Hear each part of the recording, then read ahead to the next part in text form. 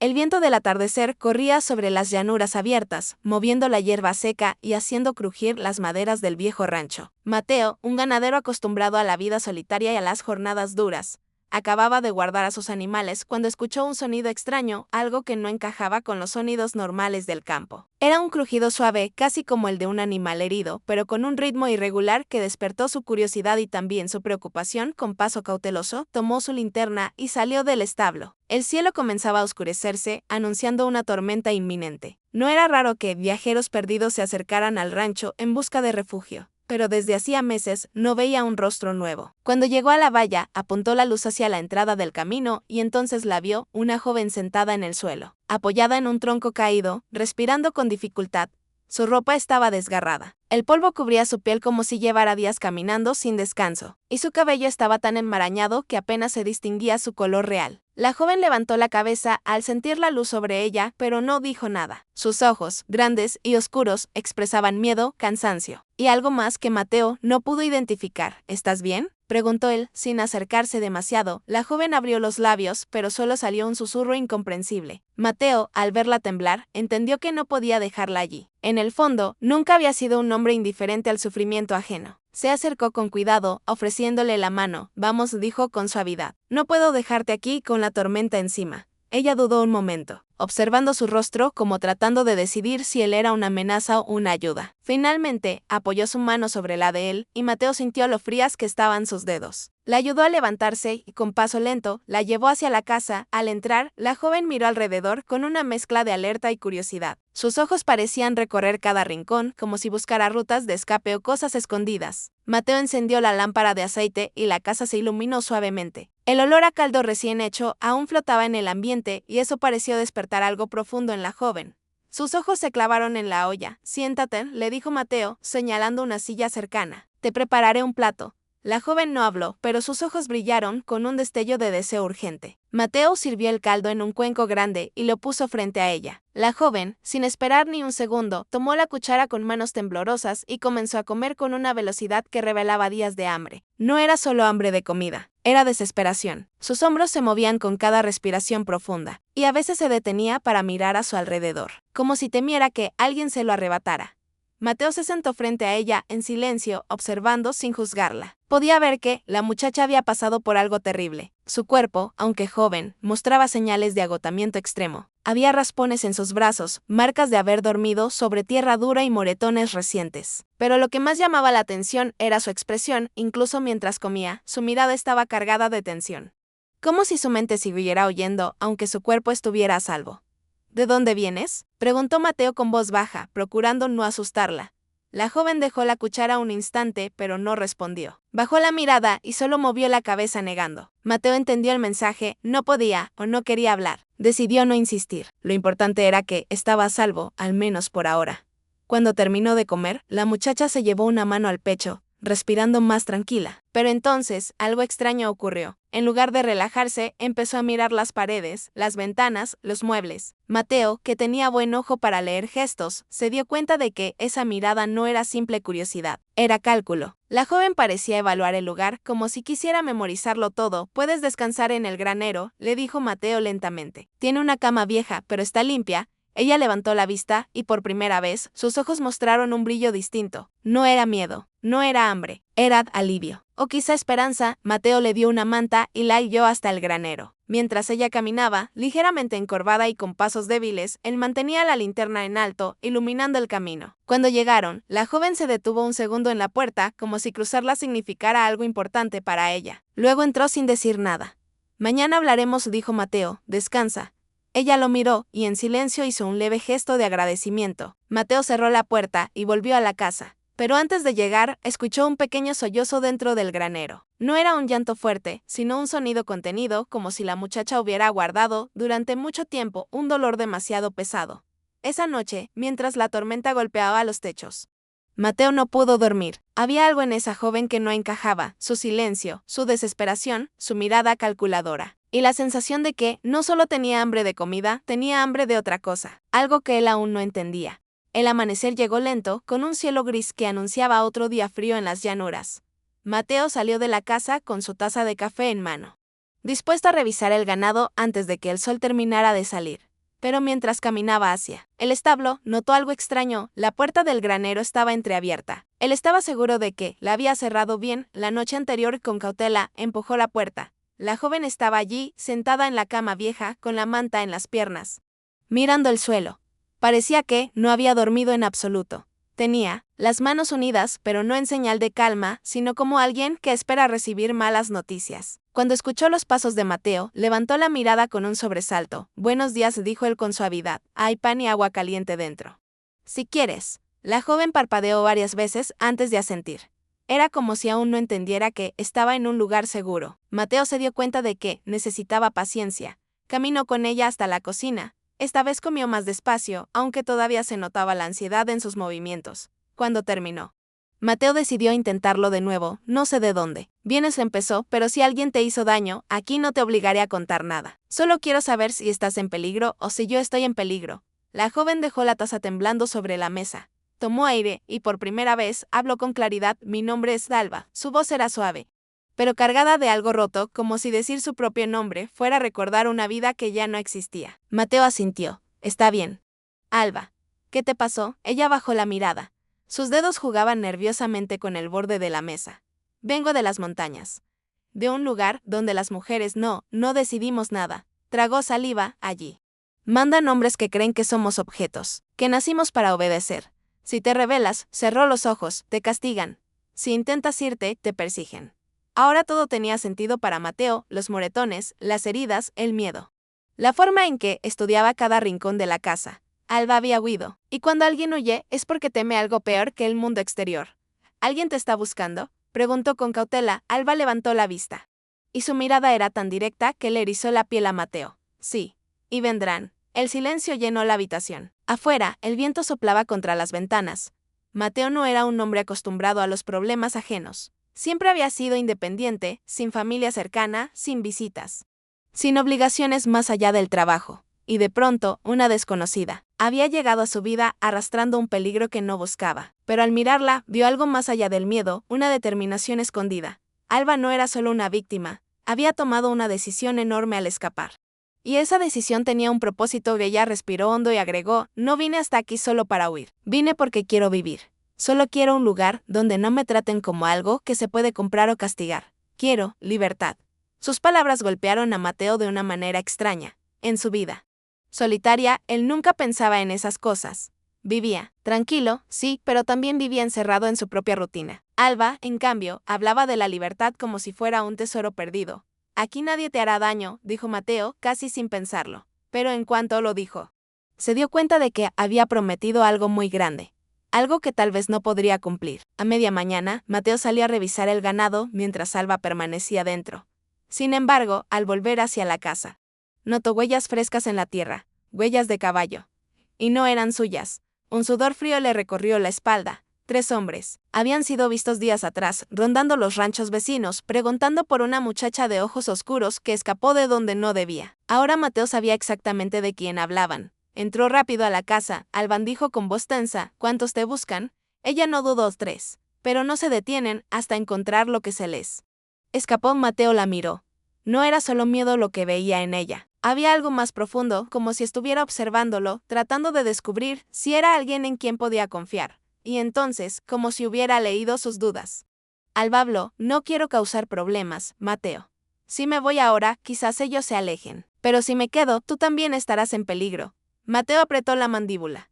Él no era un hombre cobarde. Tampoco era alguien que abandonaba a quien necesitaba ayuda. Y mucho menos dejaría que 3 abusadores se llevaran a una joven como si fuera su propiedad. «No vas a ninguna parte», respondió. «No sola». Alba abrió los ojos con sorpresa. No esperaba eso. No esperaba que alguien la defendiera sin pedir nada a cambio. «Pero, ¿por qué?», susurró. Mateo se encogió de hombros. «Porque alguien tiene que hacerlo». Ella lo miró largo rato, con una intensidad que le incomodaba un poco. Era la misma mirada de la noche anterior. Estudiaba sus gestos, sus palabras, sus decisiones. Pero ahora ya sabía que era esa mirada. Alba no tenía hambre de comida. Tenía hambre de seguridad. Tenía hambre de ser vista como persona. Tenía hambre de una vida diferente. Y por primera vez, Mateo sintió que quizá él podía hacerle un poco de eso. La tarde cayó con una tensión invisible sobre el rancho. El silencio de la llanura ya no era natural, sino inquietante, como si el aire mismo estuviera conteniendo el aliento. Mateo revisó nuevamente las huellas frescas que había visto más temprano: 3 caballos, 3 jinetes. No cabía duda. Los hombres que perseguían a Alba estaban cada vez más cerca. La joven permanecía dentro de la casa, sentada junto a la ventana con la manta sobre los hombros. A simple vista parecía tranquila, pero sus manos delataban lo contrario. Las cerraba, las abría y las volvía a cerrar con nerviosismo. Cuando Mateo entró, ella lo miró con una mezcla de alivio y miedo. ¿Están cerca?, preguntó sin rodeos. Demasiado cerca, respondió él, de ella bajó la cabeza. No lloró, no se quebró. Alba tenía una fuerza silenciosa, pero evidente. Aún así, su miedo era real. Mateo sabía que tenía que actuar. No podía simplemente esperar a que los hombres llegaran al rancho. Tenía que esconderla bien. Ben, dijo él, la llevó al establo, pero no para repetir lo de la noche anterior. Esta vez, Mateo movió un par de tablas sueltas al fondo, dejando al descubierto una trampilla oculta bajo la paja. Era un antiguo refugio subterráneo, construido por su abuelo en tiempos revueltos. Cuando Mateo era niño, le encantaba esconderse allí. Nunca imaginó que algún día serviría para salvar una vida. Aquí estará segura si llegan, explicó él. Alba miró el hueco oscuro. No parecía asustada por la oscuridad, sino por la idea de volver a esconderse, de sentirse atrapada nuevamente, pero confiaba en Mateo, lo suficiente como para bajar sin protestar. No cierres la trampilla por completo, pidió antes de descender. Solo un poco. Quiero poder respirar. Mateo asintió. Te prometo que no permitiré que te encuentren. La joven se metió en el refugio y se acomodó lo mejor que pudo. Mateo cubrió la trampilla con paja, dejando apenas una rendija invisible para que entrara aire. Luego volvió a la casa. Sus manos estaban frías, pero su determinación era clara. Si aquellos hombres venían, tendría que enfrentarlos horas más tarde. Justo cuando el sol comenzaba a ocultarse, escuchó el sonido de cascos. 3 caballos. 3 sombras largas avanzaban por el camino. Mateo respiró hondo y salió a recibirlos, manteniendo su postura firme, aunque el corazón le latía con fuerza. Los jinetes eran tal como ella los había descrito.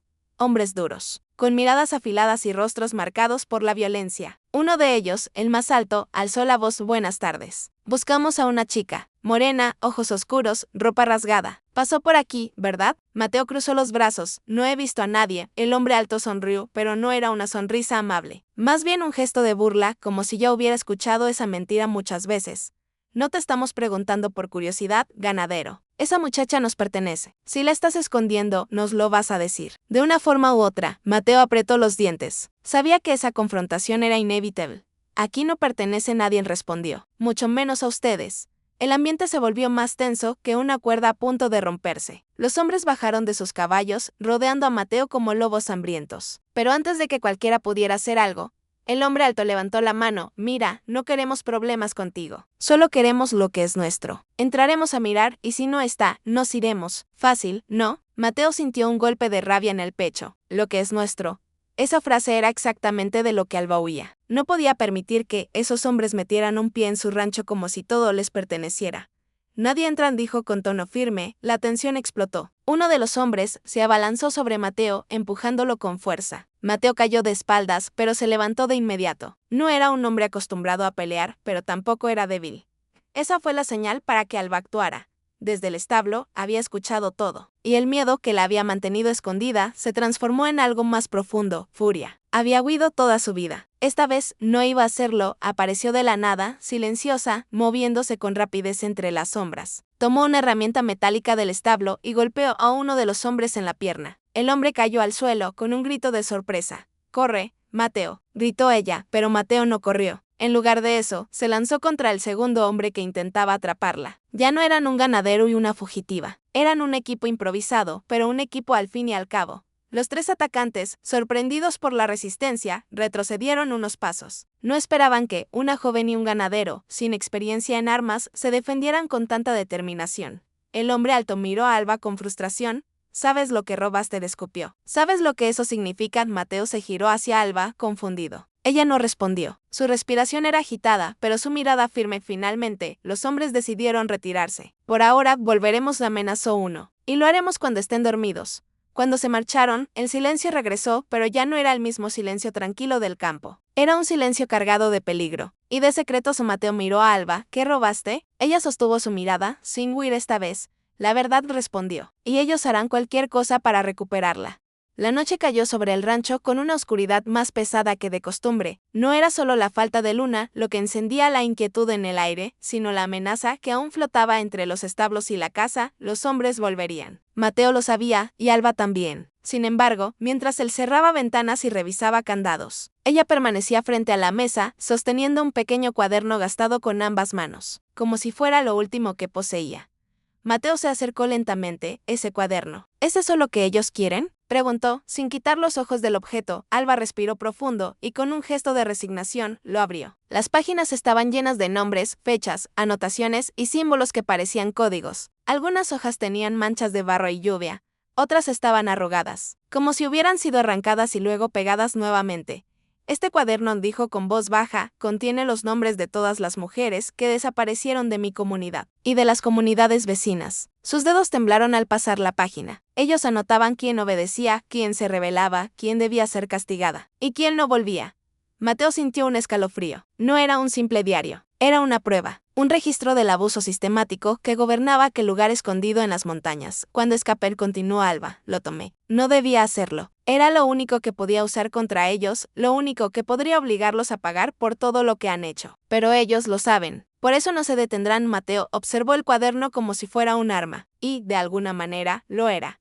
¿Qué planeabas hacer con esto?, preguntó. Entregarlo en el pueblo, a las autoridades. Pero no llegué muy lejos. Me encontraron antes, y escapé como pude. Alba cerró el cuaderno con fuerza y levantó la cabeza. Sus ojos oscuros ya no mostraban miedo, sino una determinación feroz. Era la primera vez que Mateo veía esa fuerza sin temblor. Tengo hambre de justicia, dijo ella, con un tono que no admitía dudas. Y ellos quieren que vuelva a tener hambre de obediencia. El viento golpeó contra la pared y Mateo sintió que algo se movía dentro de él. Una mezcla de indignación, compasión y algo más profundo, respeto. Esa joven no huía por egoísmo, sino para cambiar un destino que había atrapado a muchas mujeres antes que ella. No vas a hacerlo sola, dijo Mateo. Alba lo miró con sorpresa, pero no dijo nada. No tenía que hacerlo. Había una confianza silenciosa entre ellos, construida durante los últimos días, que hablaba más que cualquier palabra. A la mañana siguiente, mientras el sol teñía de naranja la llanura, Mateo preparó a su caballo y envolvió el cuaderno en una tela gruesa. Alba salió del establo con el cabello recogido y la expresión decidida.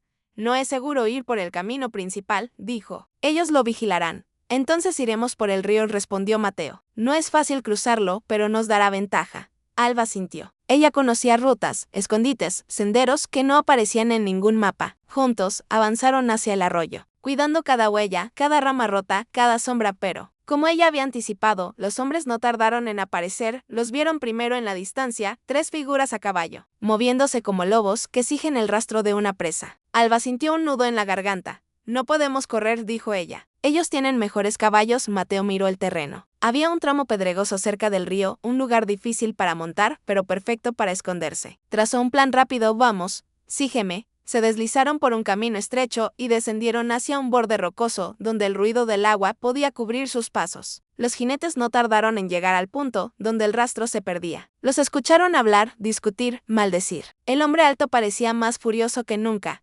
Encuéntrenlo, rugió. No se irán con eso. Alba se aferró al cuaderno contra su pecho. Mateo puso una mano sobre la roca, listo para intervenir si los descubrían. Pero, después de unos largos minutos, los jinetes siguieron río arriba, confundidos por las huellas mezcladas con el agua. Cuando el sonido de los cascos se perdió, Mateo y Alba cruzaron el río. El agua estaba helada, pero cada paso los acercaba a la libertad y a la justicia. 2 horas después, llegaron al pueblo. No era grande, pero tenía algo que la comunidad de Alba no tenía: ley. Entraron en la comisaría y Alba entregó el cuaderno con manos firmes. El oficial que los atendió lo revisó página por página, su rostro pasando del desconcierto al horror. Con esto dijo al fin: podemos detenerlos a todos. Alba cerró los ojos. No lloró, pero su respiración se volvió más profunda, como si un peso inmenso se hubiera desprendido de ella. Las autoridades actuaron rápido. En los días siguientes, los abusadores de las montañas fueron arrestados, sus escondites registrados, sus crímenes expuestos. El cuaderno había cumplido su propósito, y Alba también. Cuando todo terminó, Alba no regresó a su antigua comunidad. No tenía razones para hacerlo. En cambio, se quedó en el rancho. Mateo, al verla caminar entre los establos, notó que su postura había cambiado. Ya no caminaba como alguien que huía, sino como alguien que empezaba a vivir. Una tarde, mientras el sol se escondía detrás de las colinas, Alba dijo en voz baja: gracias, Mateo. Me diste comida aquella noche. Pero descubrí que, aquí encontré algo más. Mateo la miró, entendiendo por primera vez lo profundo de sus palabras. Ella sonrió suavemente. Aquí encontré un futuro, y Mateo no respondió. No hacía falta. Ese futuro era también el suyo.